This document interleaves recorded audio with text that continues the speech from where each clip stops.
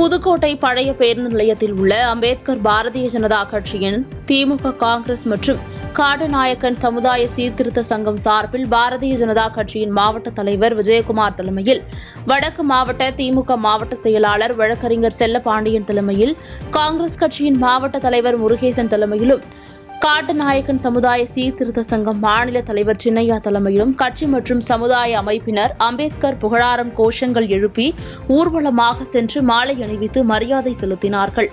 அப்போது காவல்துறையினர் ஏராளமான பாதுகாப்பு பணிகளில் ஈடுபட்டிருந்தனர்.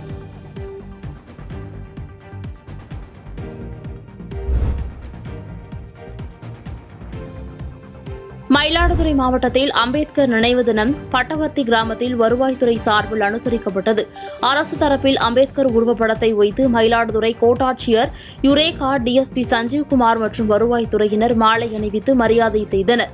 இந்நிகழ்ச்சியில் கலந்து கொள்ள இரு தரப்பினரையும் சேர்ந்த 40 பேருக்கு அனுமதி வழங்கப்பட்டது. இதில் விடுதலை சிறுத்தைகள் கட்சியைச் சேர்ந்த 20 பேர் கலந்து கொண்டு மாலை அணிவித்து மலர் தூவி வீர வணக்கம் செலுத்தினர்.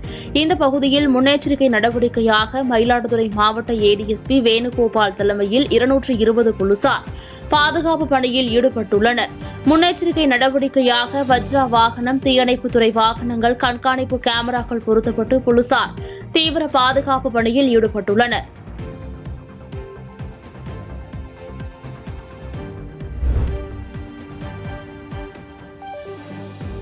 அம்பேத்கரின் 67வது நினைவு தினத்தை முன்னிட்டு பெரம்பலூர் பழைய பேருந்து நிலையம் அருகே உள்ள டாக்டர் அம்பேத்கரின் திருவுருவ சிலைக்கு திராவிட முன்னேற்றக் கழகத்தின் சார்பில் அக்கட்சியின் மாவட்ட செயலாளர் குன்னம் ராஜேந்திரன் தலைமையில் சட்டமன்ற உறுப்பினர் பிரபாகரன் உள்ளிட்ட திமுகவை சேர்ந்த பலர் அம்பேத்கரின் திருவுருவ சிலைக்கு மாலை அணிவித்து மரியாதை செய்தனர்.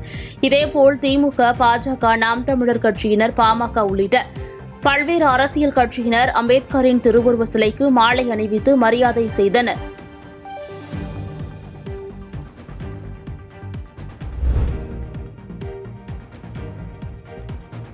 சேலம் மாவட்டம் ஓமலூர் பேருந்து நிலையம் அருகே தமிழ்நாடு முஸ்லிம் முன்னேற்றக் கழகம், மனிதநேய மக்கள் கட்சி, விடுதலை சிறுத்தைகள் கட்சி, கம்யூனிஸ்ட் கட்சிகள் சார்பில் வழிபாட்டு உரிமையை பாதுகாக்க வலியுறுத்தி ஆர்ப்பாட்டம் நடைபெற்றது. தமிழ்நாடு முஸ்லிம் முன்னேற்றக் கழக சேலம் மாவட்ட தலைவர் முகமது ரைஸ் தலைமையில் நடைபெற்ற ஆர்ப்பாட்டத்தில் மத்திய அரசை கண்டித்து பேசினர். அப்போது நடந்த தேர்தலில் 3 மாநிலங்களில் வெற்றி பெற்றுவிட்டோம் என்ற மமதையில் பாஜகவினர் உள்ளனர்.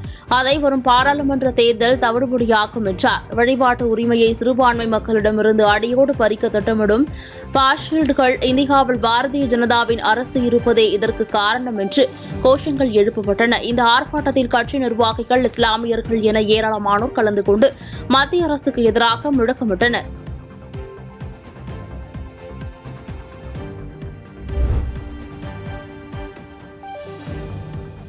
திருவாரூர் கூட்டுறவு மேலாண்மை நிலையத்தில் பல்வேறு மாவட்டங்களைச் சேர்ந்த 300க்கும் மேற்பட்ட மாணவ மாணவிகள் பயின்று வருகின்றனர். இங்குள்ள 5 அலுவலகத்தில் 120 பணியாளர்கள் பணியாற்றி வருகின்றனர். தினந்தோறும் அலுவலகத்திற்கு விவசாயிகள் பயிர் காப்பீடு செய்வது குறித்த சந்தேகங்களை கேட்பதற்கு வந்து செல்கின்றனர். மேலும் நியாய விலை கடை மற்றும் விவசாய பயிர்க்கடன் குறித்த குறைபாடுகளை அங்குள்ள அதிகாரிகளிடம் கேட்பதற்காக நாள் ஒன்றுக்கு 100 பேர் வந்து செல்கின்றனர். இந்த நிலையில் இப்பகுதியில் சாலை வசதி இல்லாததால் வயல்வெளியில் நடந்து வரும் சூழல் ஏற்பட்டுள்ளதாக குற்றம் சாட்டியுள்ளனர். இதுகுறித்து பல முறை புகார் தெரிவித்தும் எந்த நடவடிக்கையும் எடுக்கவில்லை என வேதனையாக தெரிவித்துள்ளனர். உடனடியாக மாணவர்கள் மற்றும் ஊழியர்களின் நலனை கருத்தில் கொண்டு சாலை வசதியை ஏற்படுத்தி தர வேண்டும் என மக்கள் கோரிக்கை விடுத்துள்ளனர்.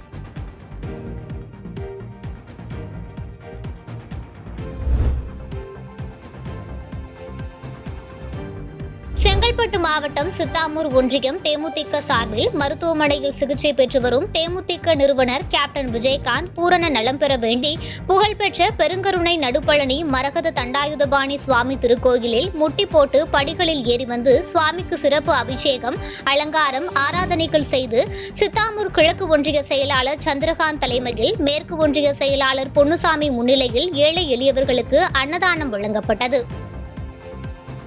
பாதகம் செய்பவரை கண்டால் நாம் பயங்கொள்ளலாகாது பாப்பா, மோதி மிதித்து விடு பாப்பா, அவர் முகத்தில் உமிழ்ந்து விடு பாப்பா. அண்மை செய்திகளை உடனுக்குடன் தெரிந்து கொள்ள இணைந்திருங்கள் இயம்நாடு தொலைக்காட்சியுடன்.